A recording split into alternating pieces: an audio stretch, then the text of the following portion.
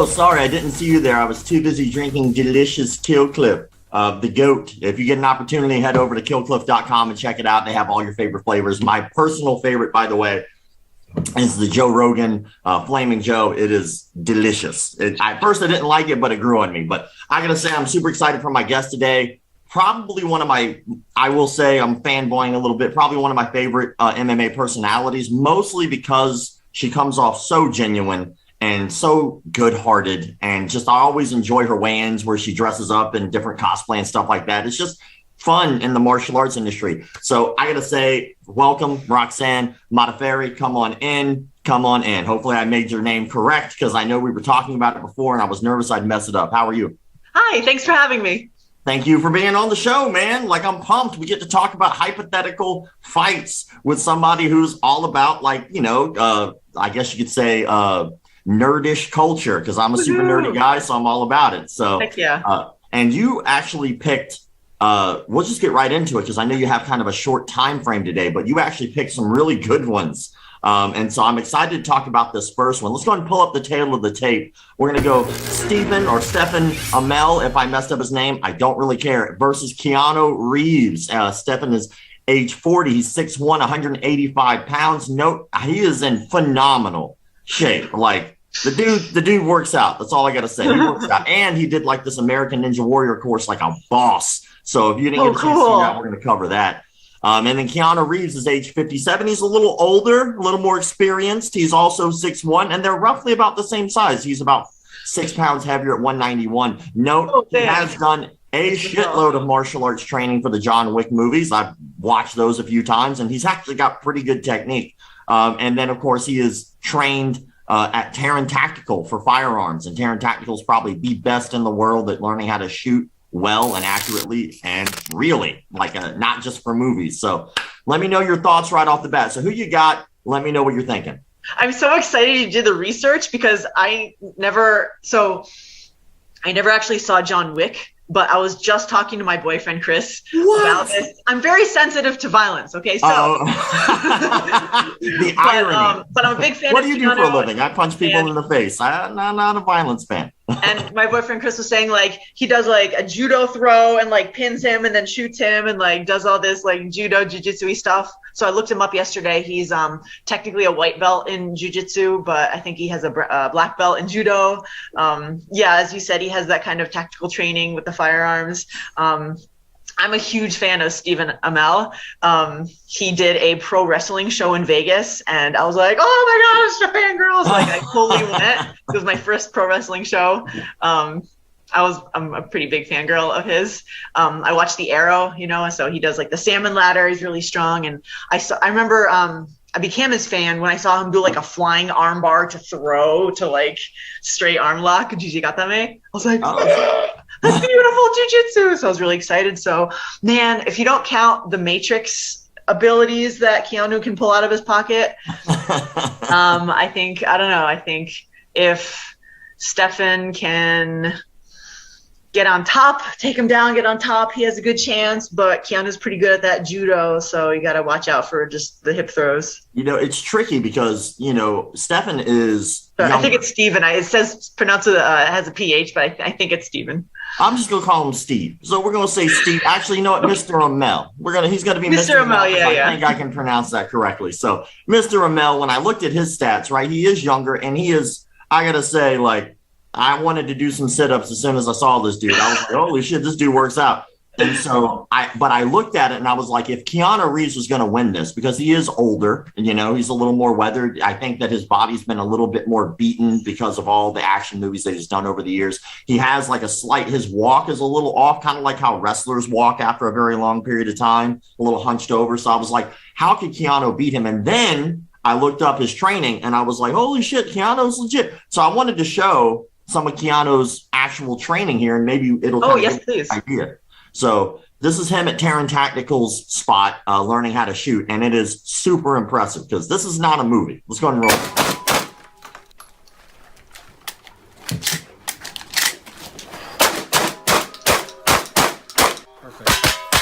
Perfect. He ain't missing, man. All hit. Oh, I think this is what my boyfriend was talking about, like the running and the reloading. Dude, it is incredible. And this is, with some judo.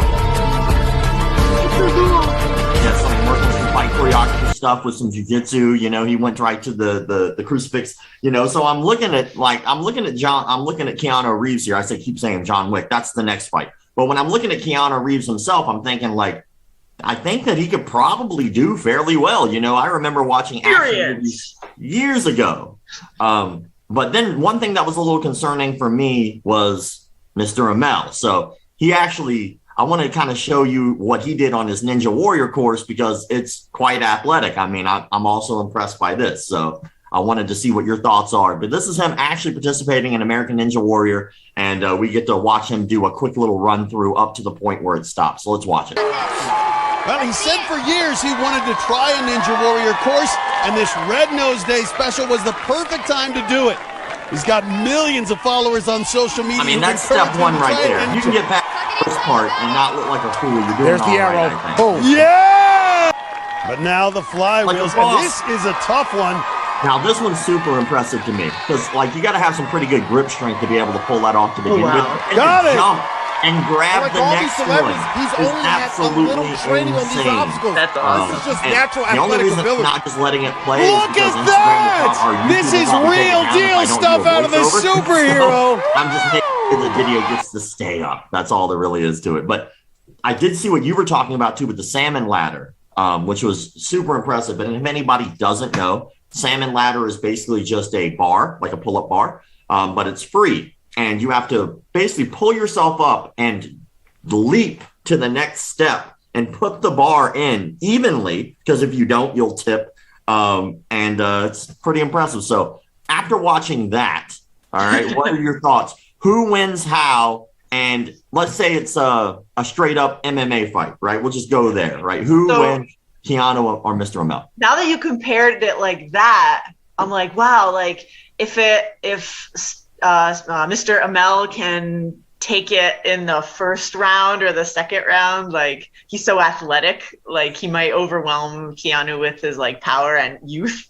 But I think if it goes later, Keanu might be able to weather the storm and use his superior experience.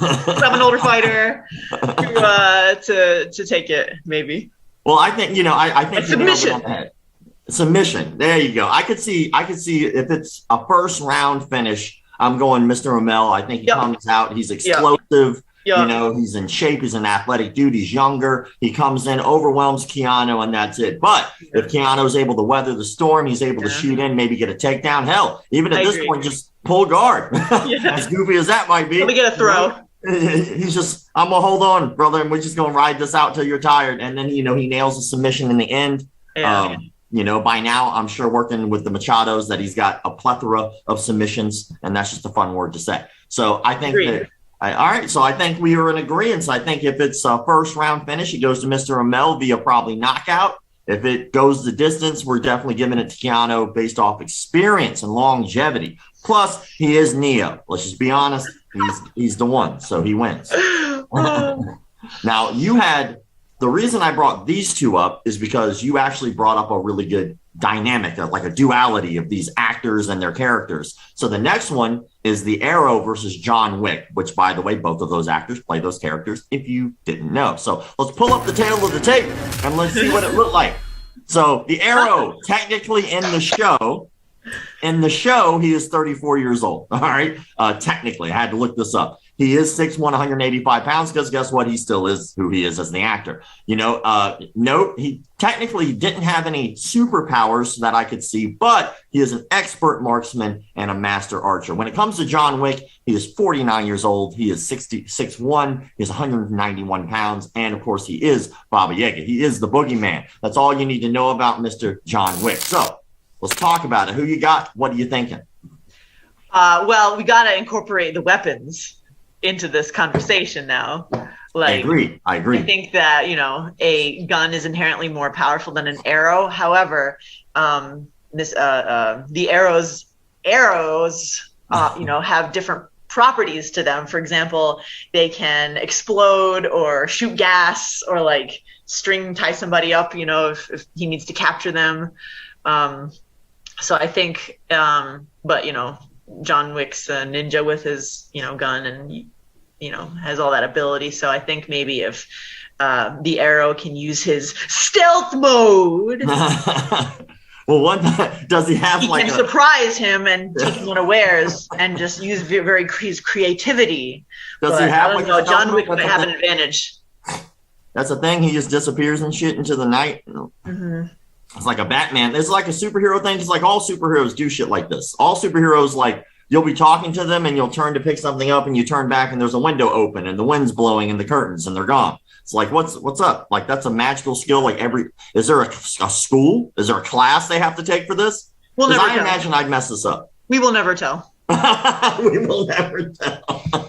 I imagine like I'd get caught every time. Like, hold on. Let me get my delicious kill clip. Where the hell did she go? It's incredible.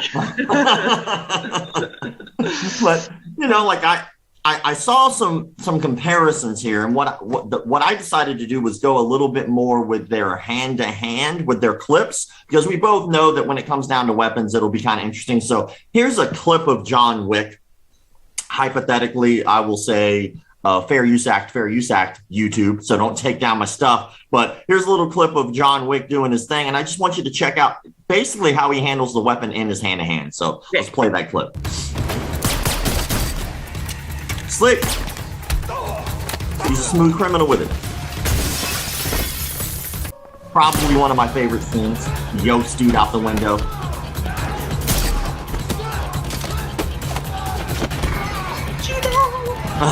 Yeah, man, he hit him with that fireman's carry right on top of the countertop.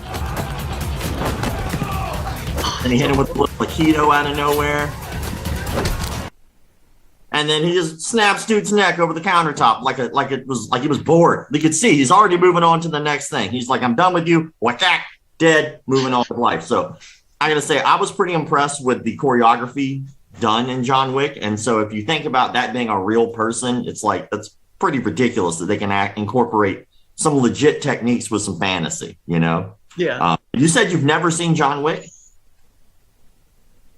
It hurts my soul. It's so violent. It's a super violent movie. So, but I did also wanted to show a comparison of the Arrow, because the Arrow, he has a scene. I guess there's a point in the show where he goes to prison for some reason. I'm assuming for being a vigilante. And then so I wanted to kind of show you how he gets down with his hand-to-hand combat. So let's go and roll that clip. Maybe I can help you. Got him. Like a strange way to teach someone to read is by hitting with a book. I haven't seen this one. Damn.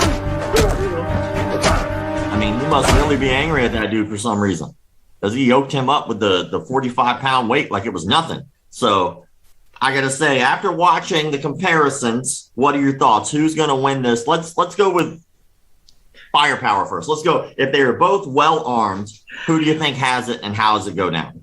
Man, I should have given you the clip where that guy, where the Arrow flying arm bars that guy, because yeah, I forgot what episode it is. But anyway, I don't know. They're both. You might ask me, why would I not watch John Wick but watch the Arrow? Well, do not ask. Yeah, I don't know. Those are, they're both pretty tough, pretty strong guys. I have to say, like, one thing, at least the Arrow, as far as I can tell, is not excommunicated from the whole superhero world. But if you look at John Wick lure, John Wick is actually he's excommunicated. So he has all these other mercenaries always trying to kill him all the time now. And so I think that would probably hinder him, because he wouldn't probably just be fighting the Arrow. Somebody would look over and be like, oh, that's John Wick. Oh, I can get a couple $1 million for killing him. And then while he's fighting the Arrow, take him out. So, I'm thinking that's probably how that would go down, because I don't think John Wick would make it if he had to deal with a superhero on top of having to deal with all these other mercenaries trying to kill him. That's just how I see it going down. And I love John Wick. I think John Wick's awesome, but I think he's going to have to deal with more than just the Arrow. That's all I'm saying. Sure. I guess it's tricky because you haven't seen the movie, so it's like, but no, I've seen plenty of clips, honestly. Okay. I just don't know. Like, now that you explained both of them, like, well, that's kind of why I picked that, because I think it'd be a really good match. Like, you have to fight. To the death. Like, imagine if they were like the Hunger Games, and like there's a bow in the middle of the field and there's a gun on the other end and they have to run to it. Like, that's how I see that too. But you picked the main event, which was very interesting. So I want to go ahead and move on to the main event. And hopefully we'll be able to have some in-depth about this. So we have Miesha Tate versus Ketlan Vieira, I do believe. Hopefully I didn't mispronounce it. But let's go and pull up the tail of the tape, and we can kind of see a little bit about these ladies. Miesha Tate's 35 years old. She's 5'5", 135 pounds, and she's got a 65-inch reach. Her record's 19 wins, 7 losses, 2 knockouts, and 3 by way of submission. By the way, we'll see those submissions today.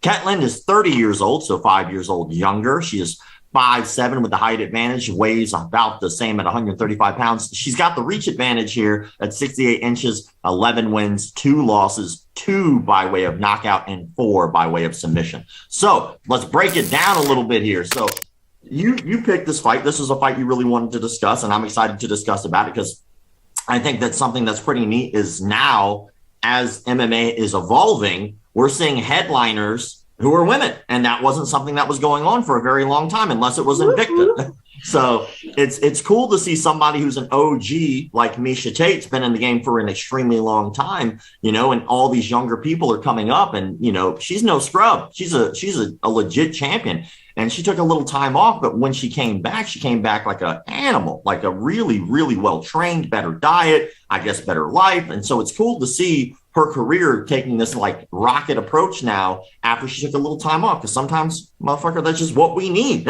We just need some time off sometimes. We need a little break. Punching people in the face is tiring. So I'm curious what your thoughts are about this matchup. I am friends with Miesha, and I'm a big fan of Ketlan, and I've watched them closely throughout the years. So that's another reason why I picked this fight.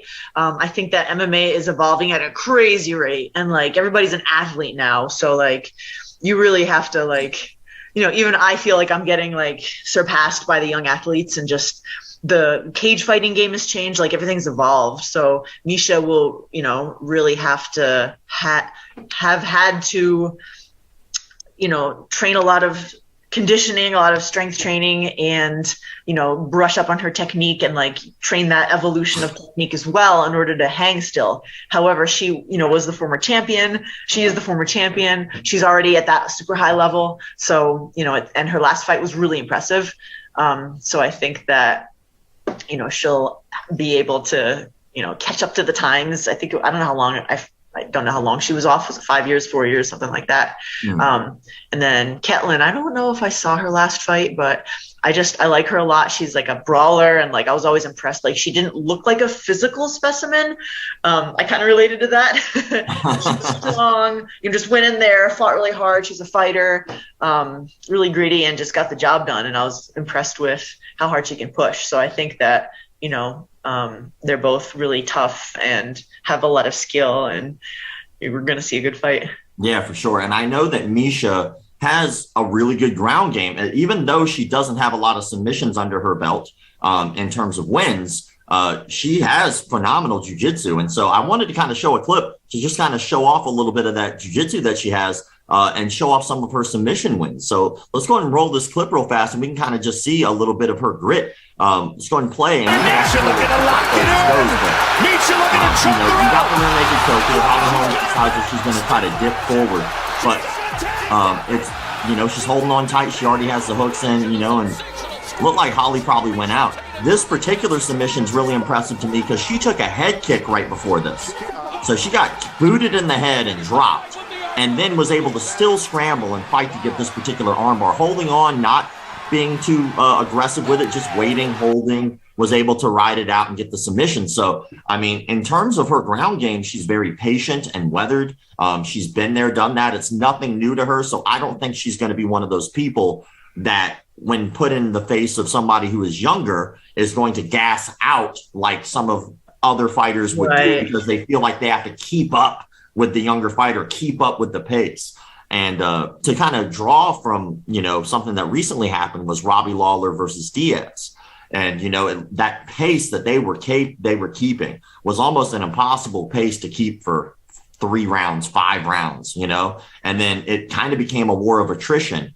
And I saw some Ketlan stuff, and I was like pretty impressed with her stuff too. And if we could, let's go and roll a little bit of what she's got going on, and we can kind of get an idea and a feel for her as well, because she's got phenomenal takedowns. So if you look, as she's like yoking up, she's doing these really simple, basic takedowns, but her timing is phenomenal.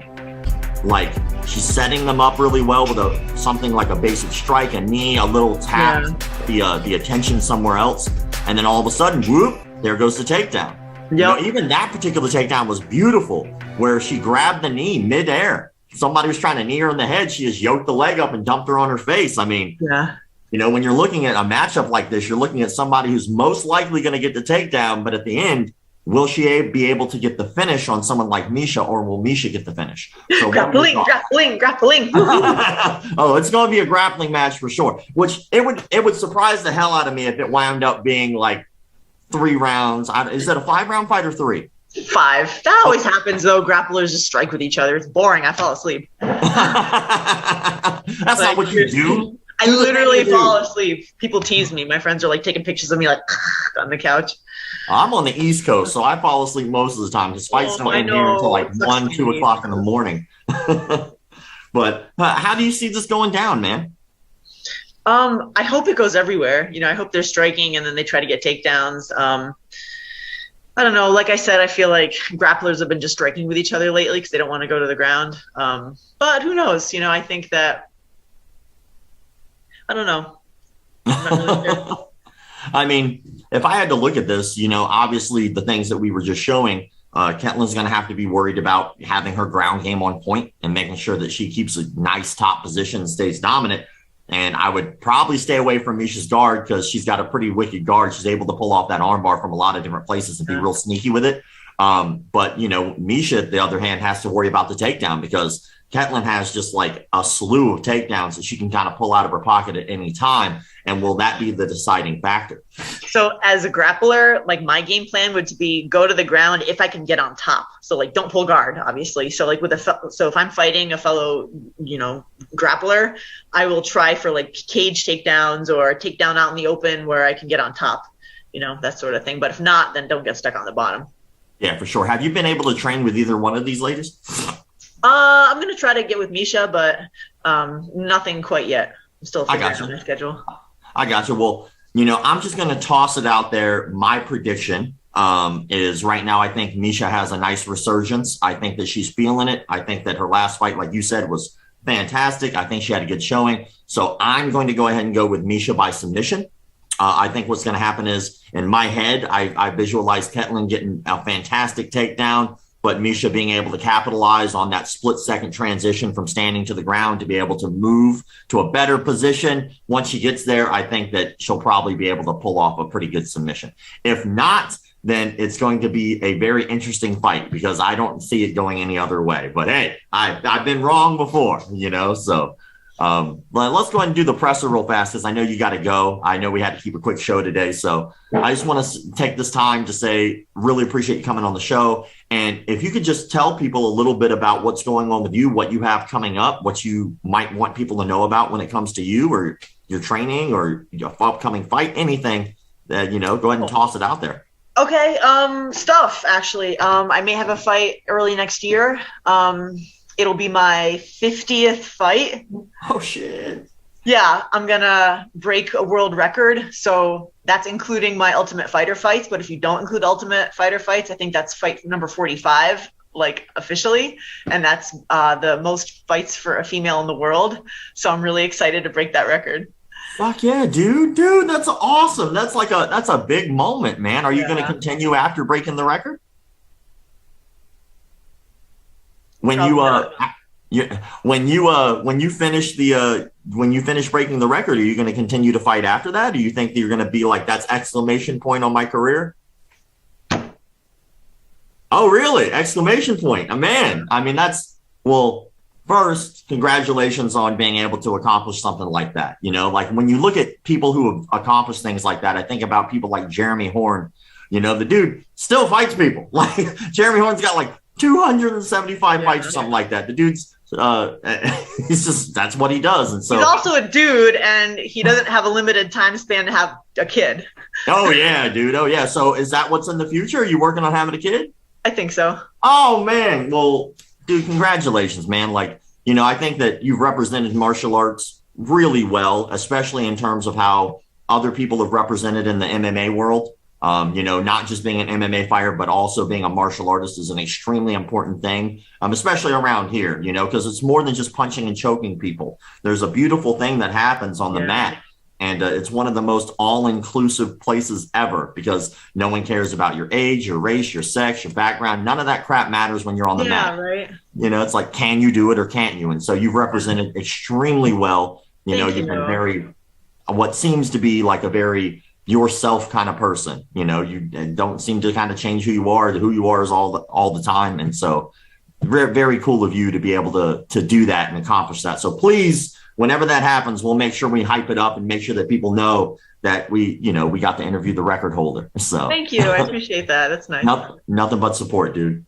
But I'll end the show on this. I always end the show on a very specific thing. When you go out to weigh-ins, you typically do cosplay. You've done all kinds of different cosplay. And so this is your Marshall moment. Let's go ahead and roll it. And people get to kind of see one of the more cool weigh-ins that you've done. That was a cool one. Straight, because I've seen you do this before, but I never saw you like straight up Super Saiyan. That was a cool one. I enjoyed that one.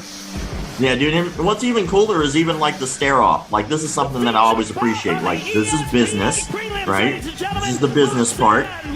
And then just after the business is over, it's a handshake and you move on with life. And that's how it should be. It's just business. So thank you for coming on the show. Thank you for having me.